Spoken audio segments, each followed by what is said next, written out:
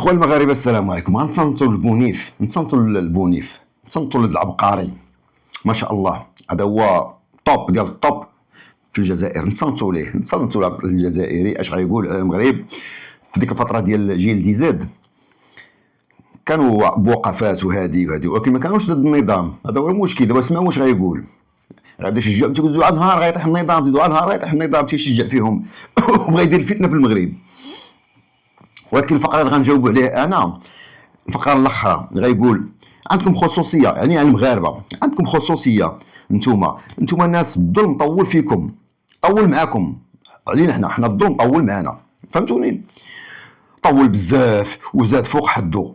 ولكن الشعب يتعرض للاستعباد ويتعرض للظلم عقود طويله من الزمن وهو ساكت وصابر، يعني كيستغرب يعني كيف الشعب كيتعرض للظلم والاستعباد عقود طويله من الزمن وهو ساكت وصابر. سمعوها من عنده، سمعوها. انا نوصي الشباب تاع الثوره، الشباب هذا اللي راهم ثايرين لانهم اذا كملوا كيما هاك 24 ساعه اخرى يسقطوا الملك. 24 ساعه زيدوا 24 ساعه زيدوها، كملوا كيما هكذا وانا اعدكم باللي سيسقط الملك، سوف ينتهي الامر لانه بيته اوهن من بيت العنكبوت.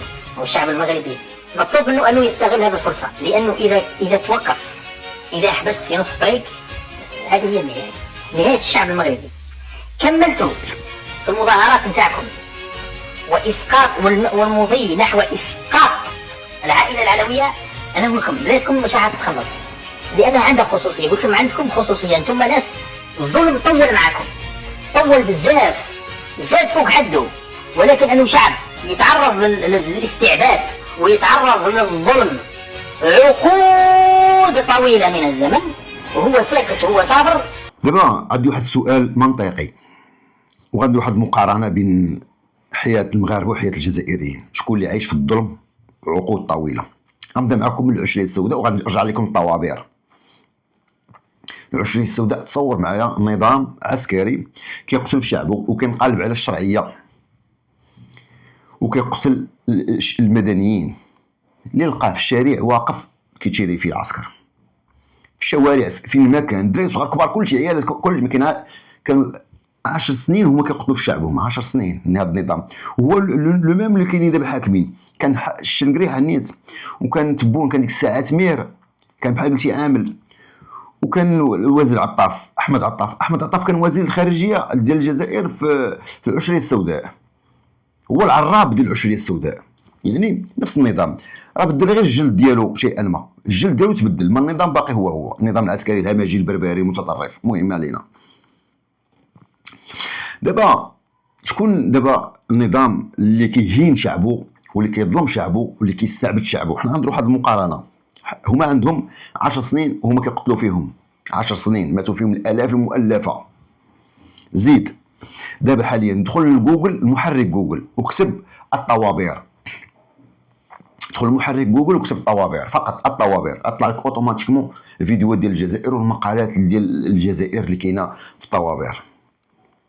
معروفه عندهم خصوصيه، ماشي حنا عندنا خصوصيه ديال الظلم، انتم عندكم خصوصيه ديال الظلم. لان النظام اللي ما كيحفظش لك الكرامه ديالك وما يحفظش لك الانسانيه ديالك وما يحفظش لك الادميه ديالك وما يحفظش لك الكبرياء ديالك، ماشي نظام. ماشي كيكون كما بغى يكون كما بغى يكون هذا النظام. ما يحفظش لك الانسانيه. واش انا مثلا 40 عام 50 عام غنمشي نصلي الفجر وغادي نمشي نجري للطابور ديال الحليب ونبقى واقف من 5 ونص الصباح حتى 9 تاع النهار 10 تاع النهار، بقى واقف باش ناخذ ساشي ديال الحليب؟ شكون كيحفظ لك الادميه؟ احنا ما عندناش هذا الشيء هذا. انا عمري ما عقلت على راسي داير نصب على الحليب. مازال في عقلي كنشوف الصف في الملاعب، كنشوف الصف في الملاعب، ما الصف ديال هذا عمري ما شفتو. كيف يعقل نوض مع الصف الفجر نصلي الفجر ونمشي نجري للطابور ديال العدس غندير عليه هو الطوابير، نبقى يا سيدي حتى ل2 تاع النهار وانا واقف في الطابور. ولا خدمه هادي خاصني نتخلص. طابور ديال العدس، طابور ديال اللوبيا، طابور ديال السميد، طابور ديال البطاطا، طابور ديال المطيشه، طابور ديال الحليب، طابور ديال اش هادشي هذا؟ شكون هو النظام اللي كيحفظ لك القيمه ديالك ويحفظ لك كيعترف بك وكيحترمك؟ شكون هو النظام؟ شكون؟ حنا هادشي تاع العدس واللوبيا والخطان داكشي ما عندناش فيها هادشي. واخا زاد الثمن واحد شويه لان العالم كله فيه الغلا، كلشي تزاد حتى حنا تزادينا، حتى حنا تزادنا سميتو، ولكن ما مفقودش عندنا السلعه، ما مفقوداش. شنو هو اللي كيدير لك الطوابير؟ هو داك الخصاص. دابا مثلا الحليب كيكون قليل في الجزائر، الانتاج ديالو ضعيف، هذا هو اللي كيخلي الناس يدير الطوابير، لان ماشي كلشي اللي في الطابور غياخذ الحليب، دوك الاخرين ما غياخذوش الحليب، غيرجعوا في حالاتهم. وكاين اللي داير ناقص ما باغيش يوقف في الطابور، يعني الحليب قليل.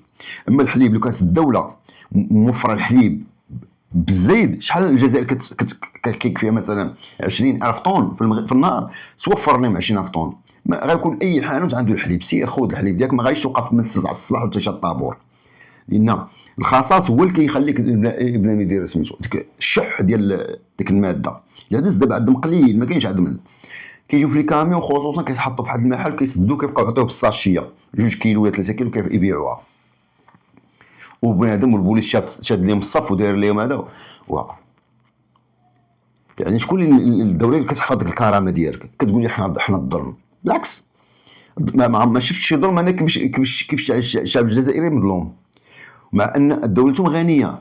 تبون فاش بغا يدخل البريكس اعلن على انه المداخيل ديال الجزائر البي بي ديالها 220 مليار دولار، يعني اموال 220 مليار دولار. ولكن هذه الاموال الاغلبيه كتمشي غير لمعاكسه المغرب ومحاوله تقسيم المغرب ولشراء الدمام وشراء المؤسسات وشراء الدول. والشعب كيعاني كيسوفري. الشعب بحال قلتي المداخيل تاع الجزائر واحد 30 مليار ديال الدولار، 30 مليار دولار هي باش كيعيش الشعب الجزائري. ما ديك ما تبقى من 30 مليار دولار ل 220 راه كتمشي هكا الفلوس سخاوه مع الدول. والشعب مسكين عايش بحال عايش دوله فقيره، بحال عند الدوله ديالو كتدخل على 30 مليار ديال الدولار. تصور الحكومه عندها 2 حكومات، حكومه ديال تبون وحكومه ديال بربطوش، كيصرف على هنا وهنا، الدبلوم هنا وهنا، كيعقد لهم لقاءات صحفيه، يعقد لهم بزاف، داكشي فلوس. داك الشيء كيجي كياخذ الجوا، الطياره على حساب الجزائر والجوا باش يحضروا، والاسلحه والتداريب الى اخره، وبزاف بزاف بزاف الامور كلشي اظهر الجزائر. هذا هو اللي مخليكم فقراء، دوله غنيه وشعب فقير. فهمتي؟ يعني سير انت قلب على شكون اللي غيدير لك حل مع النظام ديالك. شوف انت دير شي حل لراسك. ما حنا المغاربه راه الحمد لله، اللهم احفظ هذه النعمه واحفظها من الزوال. الحمد لله عايشين بخير وعلى خير. اللي بهاد البلاد هذه السعيده اللي بغى يخدم راه يوصل، اللي بغى يخدم يوصل. كاين ما يدار في المغرب، سوق مفتوح، دير ما بغيتي، بيع وشري، دير اي حاجه، خدم مع الناس، بيع وشري، دير اللي عجبك. ولكن واش عندك العقل؟ الا عندك العقل كتوصل، العقل وشويه الصبر غتوصل.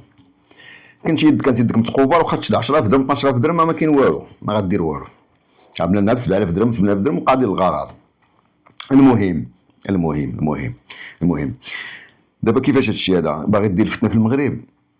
نوضوا الاسره العلويه، زيدوا نهار، زيدوا هادي، وكيشجع فيهم هادي. راه نتوما عندكم خصوصيه ديال الظلم، عندكم خصوصيه. لا سيدي، راه نتوما متفردين بهذه الخصوصيه ديال الطوابير والظلم والعبوديه والاستعباد والهمجيه. ونظامكم ما كيحفظ لكم لا الادميه ديالكم، لا كرامتكم، لا انسانيتكم، لا ادميه ديالكم، ما كيحفظ لكم حتى شي حاجه. ملي كيخلي راجل عنده 50 عام و56 عام و60 عام و70 عام واقف في الطابور، علاش؟ باش ياخذ ساشي ديال الحليب. صحاب السيارات دوك البولات كلهم اللي في الطابلو دبور كلشي شاعل، شفت فيديوهات كلشي شاعلو، كلشي شاعل، ما كاينش البياس، كلشي شاعل. تتفرج على ديك الطوموبيل، البنوات حديث ولا حرج، ما كاينش العجلات ما كاينينش مفقودين في الجزائر، ما كاينينش. اللي بغى يبدل العجله خاصو يسافر لتونس، يلا سافر لتونس، سير صايب باسبور وسير هادي وسير، وخسر عليها الطريق وواحد 3 ايام الي روتور ولا 4 ايام باش تبدل 4 بنوات. شكون اللي عايش في الظلم؟ شكون اللي عايش في الحقره؟ شكون اللي عايش في الغبن؟ شكون اللي عايش في الماء مقطوع عليكم؟ الانترنت في الحدود، كتستعملوا الانترنت ديال الانوي المغربيه، وكتبدا التعاطف التعاليق المروكي، جيب اختك من الحقوق الفراوله، السياحه الجنسيه، مخدرات، وانت كتستعمل كونيكسيون مغربيه انوي في الحدود تاع وجده. كتستعملوا الكونيكسيون مغربي وكتعايروا في المغرب، والخضره كتاكلوا. كدير ليسكال في موريتانيا وكتحول للجزائر، ولا كدير ليسكال في اسبانيا وكتحول للجزائر، ولا كدير ليسكال في فرنسا وكتحول للجزائر. كتاكلوا الغله وتسبوا المله، كتاكل ماكل شي وكتسبني. وبالكونيكسيون ديالي، بالكونيكسيون مغربيه كتهضر. اكتفوا بهذا القدر. عاشت شي المملكه المغربيه الشريفه، عاش شعب الابي، الصحراء المغربيه الى ان يرث الله الارض ومن عليها، والصحراء الشرقيه ايضا مغربيه، وترجع ان شاء الله الحضن ديالها الوطن المغربي او وطن المملكه المغربيه. الله ينصر سيدنا ونخلي ساعه الفقراء تكون مغربي ومغربيه، والله يعطي الصحة، والله يحفظ هذا البلد الامين من الخبث والحاقدين والمتربصين واعداء الوحده الترابيه اللي على راسهم الجزائر والنظام الجزائري. الله يحفظنا منهم ويبعد بلاهم على بلانا، وما بعدت السماء على الارض. تحيه اخواني المغاربه داخل الوطن وخارج الوطن. كان معكم اخوكم حميد، الله يعاونكم.